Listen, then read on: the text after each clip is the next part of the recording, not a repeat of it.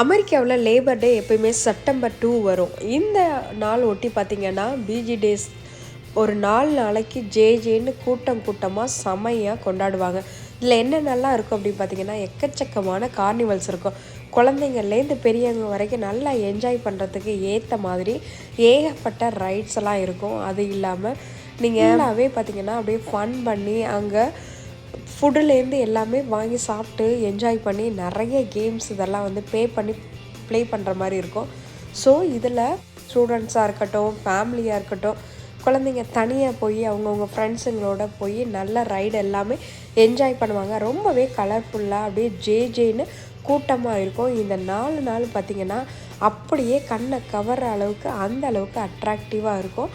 அப்படியே ஒட்டுமொத்த கூட்டமும் அங்கே திரண்டு இருக்கும் அப்படின்னே சொல்லலாம். அந்த அளவுக்கு இந்த வருஷமும் பிஜி டேஸ் கொண்டாட்டம் ரொம்பவே கோலாகலமாக நடந்துச்சு.